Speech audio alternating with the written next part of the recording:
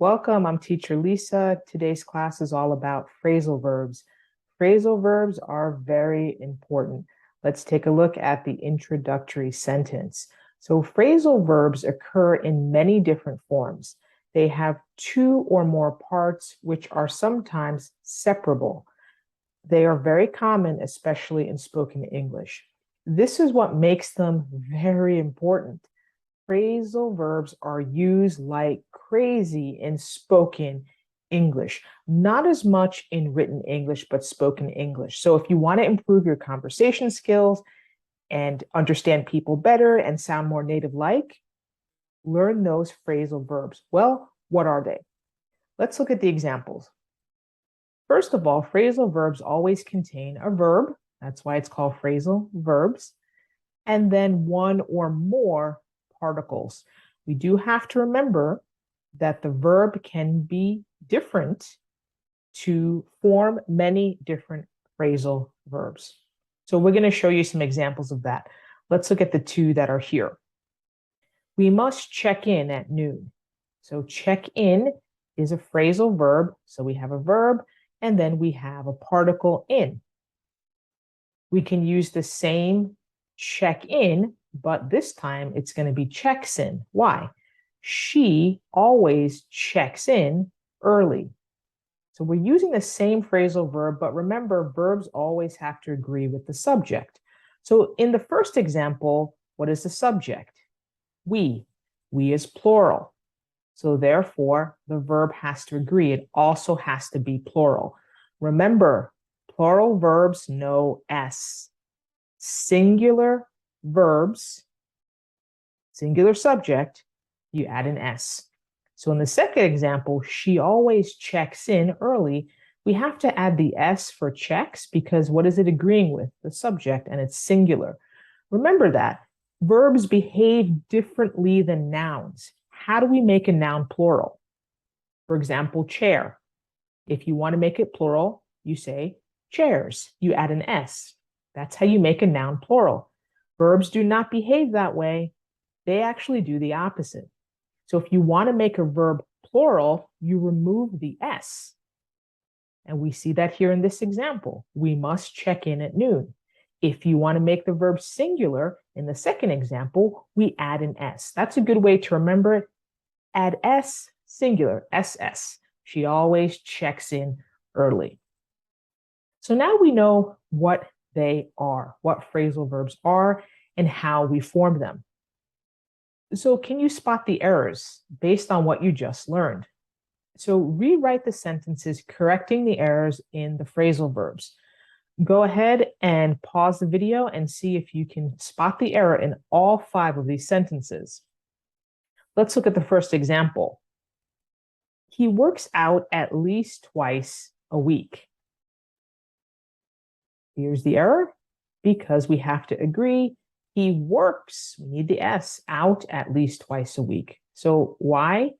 Because the subject is he, we always have to agree with the verb, and he is singular. Now, let's look at the next one. Be careful, it's absolutely pour downing with rain. Now, remember, we can never change the particle, but we can change the verb. That's what we change to agree with the subject. So you always leave the particle alone. So what's wrong here in number 1? Well, we cannot add ing to down because that's a particle. We always leave it alone. But we can add it to the verb because this is what's happening now. So we can actually say pouring down. Pouring down. It's absolutely pouring down with rain. Number 2, he's behind on his work, so he needs to catch up. So what's really wrong with this is that we don't hyphenate phrasal verbs. So they add a hyphen between or a dash between the catch and the up. We don't need that. We simply just write the verb catch with the particle up. Number 3, they are take downing the offensive posters today. It was similar to number 1, where we said we do not change the particle. This doesn't agree. We just leave the particle down alone, but we can change the verb. So it's what they're doing right now. So we can say they're taking down. Number 4, she'll have a backup. She always backs up her files, backs ups her file. You can even hear that it doesn't sound right. But we don't want to go with what sounds right. We want to make sure we're following that grammar rule. We do not change the particle. And then we just make sure this agrees with the subject. And does it? What did we mention? Singular verb, single subject. We need the S. So she always backs up her files. Number 5, they split ups every time they may or they have an argument. So again, we don't change the particle, but we just make sure that this agrees. So they is plural, so we have to make sure our verb is plural. And is it? It is. They split up every time they have an argument. So how'd you do? Hopefully you got 100%. Let's move on. Sometimes we can separate phrasal verbs, so they don't have to stay together. So the phrasal verb in the next example, fill in, we can separate it. But how do we do that? There's a grammar rule to help us. Well, again, let's look at the note on the side here. If a phrasal verb has a direct object, the direct object can sometimes go between the verb and the particle. So now we know where to put it. And then if the direct object is a pronoun, it must go between the verb and the particle. Again, we know where to place it. Well, let's take a look. So the first example, he filled in the customs form. So filled in means, as you see in the picture, just entering the information onto the form. We can separate it. So this is correct and this is correct. He filled the customs form in. So they are both correct. Here we kept the phrasal verb together. That was fine. But filled in is allowed to be separated. So we separate it, and what goes in the middle? What we're talking about, the direct object. We're talking about the customs form. He filled it in. He filled in it. So this is correct, but why is the second sentence incorrect? Because we have to remember that rule that we learned over here, that the direct object, if it's a pronoun, in this case, the pronoun is it, and it's replacing the customs form, we're still talking about the customs form, but instead of saying the customs form, we're going to say it has to go between the verb and the particle. So this is why this is wrong, because the it has to go between the verb and the particle, so he filled it in. So some phrasal verbs can be separated, some cannot. I wouldn't recommend memorizing which ones are separable, which ones are not. You learn it through reading, conversation, just knowing how it's said. And usually through conversation and reading is the best way to learn these phrasal verbs, and doing practice as we are in this video. So in the next exercise, again, pause it if you'd like to follow along and check yourself. Rewrite the sentences separating the phrasal verbs. So we're telling you in all 4 of these sentences, you can separate it. Just remember the rule. So the first example, the school is putting on a show. The school is putting a show on. So what is the phrasal verb? It's putting on. What are we talking about? A show. And where do we put it? We can put it between the verb and the particle, putting on. We put it in the middle. Number 2, let's see if we can rewrite these. Number 1, actually. So I'll pick up your shopping for you. So how can we separate that? I'll pick your shopping up for you. I'll pick your shopping up for you. So that phrasal verb pick up, what are we talking about? You're shopping, so that's why it goes in the middle. Next one, they're putting up posters outside again. So the phrasal verb is putting up. but let's type it up. They're putting posters up outside again. They're putting posters up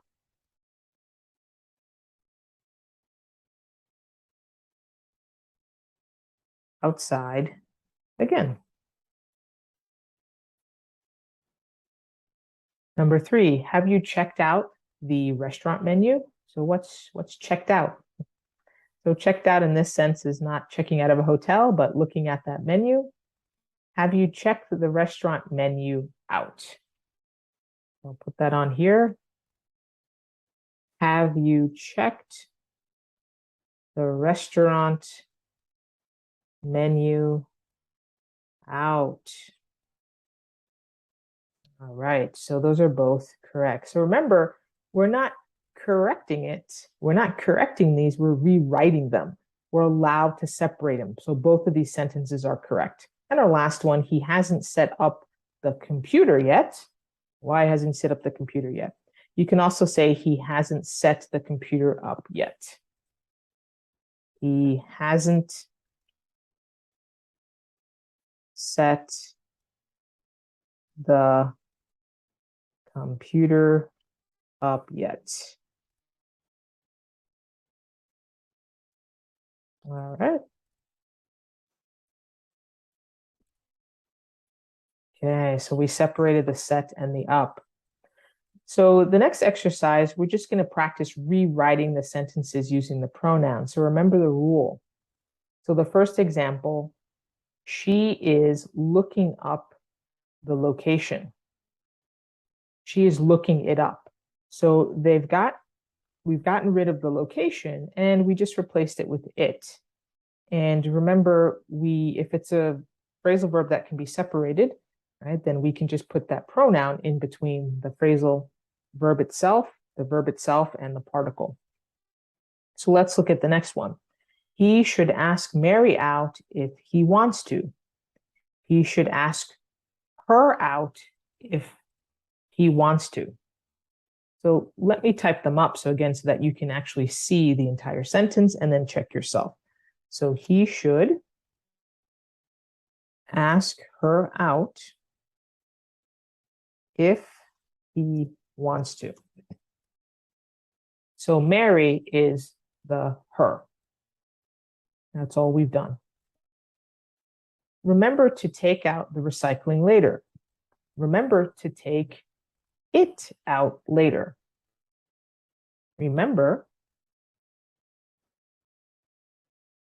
to take it out later. Number 3, you should send the phone back if it's broken. You should send it back if it's broken. You should send it back if it's broken. All right. And our last one, could you turn off the lights when you leave? Could you turn them off when you leave? Could you turn them off when you leave?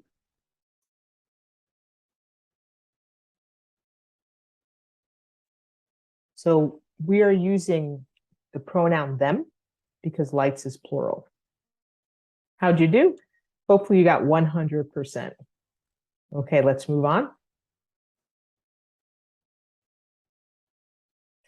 There is such a thing as 3-word phrasal verbs. So phrasal verbs can have 1 particle or they can have 2 particles. So 3-word phrasal verbs. So again, let's read our note here on the side. Some phrasal verbs are made up of more than 2 words.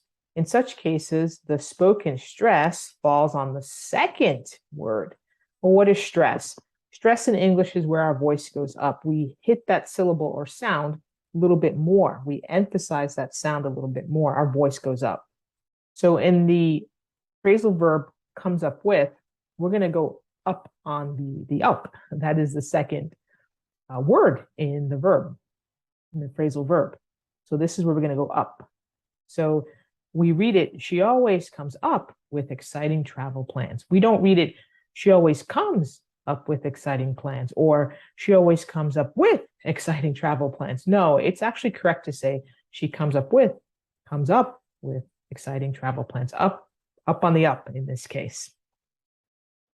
So it's good to also remember that rule.